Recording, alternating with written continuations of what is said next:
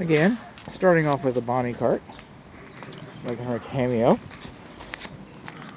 This is the water meter video, and we've got a digital water meter here, and it's very hard to determine whether these are leaking or not. So I don't really have a clue much of one. Alright, we do not have a water shut off to the house, a main water shut off, so you'd have to come out here. And this is the cities, this is the municipality, this is the franchise, the water company. But as long as that line right there is running parallel, then the water's on. If it's perpendicular, those little ears line up so that they can put a padlock on it. If you haven't paid your bill, then that would be off. And but that's really not a main shut off to the house. I know some home inspectors will say that's where the main shut off valve is, and it's not. Okay, the closest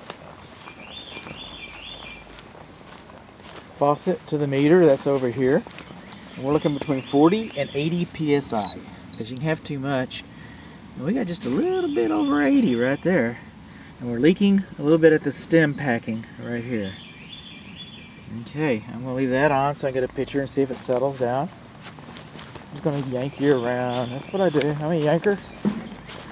I'm a yanker around her. Out here by the meter, this is for the lawn sprinkler system. Okay, that's the check valve, the backflow. And you get your isolation handles, and they're rusty. And when this was installed, this is all that was required, but you should have a main shut off to the lawn sprinkler system. Of course, you've got the main shut off to everything, but the lawn sprinkler system itself should have a main shut off. This box should have been excavated, in fact both of them, and lined with gravel so that they don't fill up like that. They should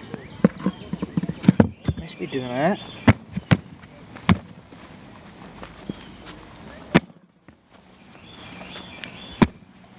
There we go.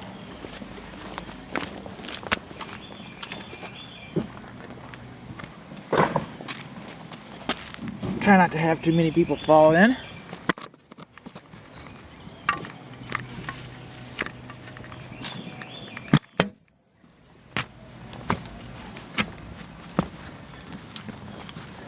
Get our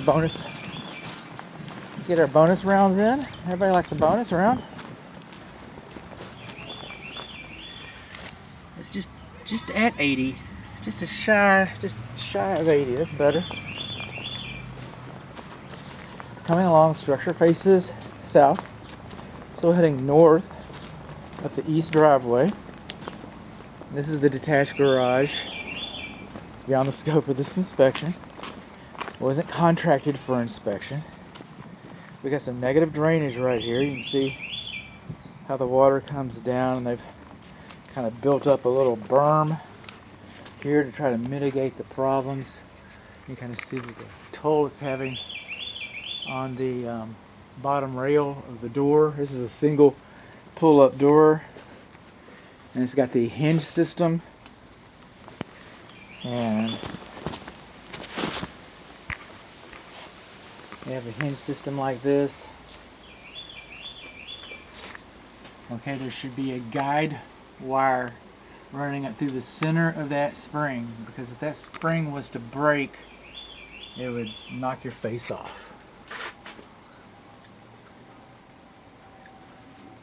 Lots of good storage. I believe this electrical is dead here. One of the reasons why I wanted to come in here, I'm looking for the lawn sprinkler control box. I imagine I'll find one sooner or later. And this receptacle's dead. There's no power in this garage. Oh! It looks like one of the rafter ties. See that rafter tie right there? See that rafter tie? Okay, it looks like one of our rafter ties has fallen. There's the spot where it belongs right there, those little holes.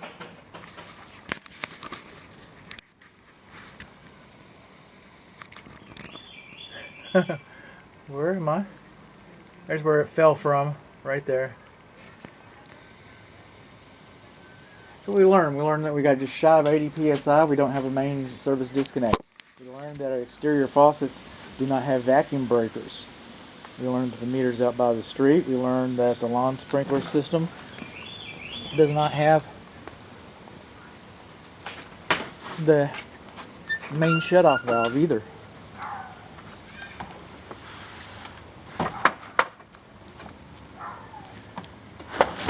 And another thing that I haven't noticed for the lawn sprinkler system, by the way, is another thing that haven't noticed is a weather sensor.